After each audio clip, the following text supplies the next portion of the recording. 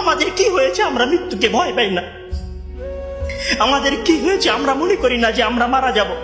পৃথিবীর সর্বশ্রেষ্ঠ মানুষ, সর্বশ্রেষ্ঠ রাসূল দুনিয়া থেকে বিদায় নিলেন, তার সাহাবীদেরকে ছেড়ে তিনি দুনিয়া থেকে চলে গেলেন, উপরের জগতে পাড়ি জমালেন।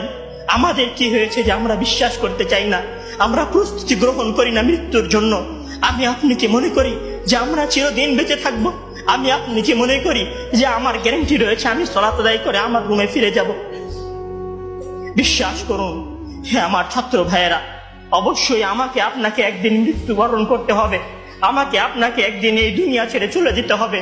সুতরাং মৃত্যুর জন্য প্রস্তুতি গ্রহণ করুন, সুতরাং মৃত্যুর জন্য প্রস্তুতি গ্রহণ করুন।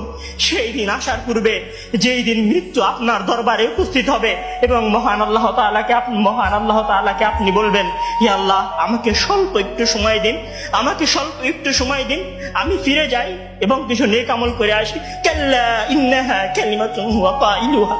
তখন মহান আল্লাহ তাআলা বলবেন, কোনো সুযোগ নেই, এটা তো তার মুখের কথা মাত্র, সে ফিরে গেলে আবারও আমল করবে না, সে ফিরে গেলে আবারও আমল করবে না।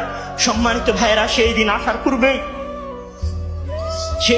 পূর্বেই প্রস্তুতি গ্রহণ করুন, সেই দিন আসার পূর্বেই প্রস্তুতি গ্রহণ করুন। জেনে রাখুন, সেই দিন উপস্থিত হয়ে গেলে আর কোনো আমল করার সুযোগ থাকবে না। সেই দিন উপস্থিত হয়ে গেলে কবরের নাজাত পাওয়ার জন্য আর কোনো কিছু করার সুযোগ থাকবে না। সেই দিন এসে গেলে 2 রাকাত সালাত আদায় করে আল্লাহর কাছে ক্ষমা প্রার্থনা করার কোনো সুযোগ থাকবে না।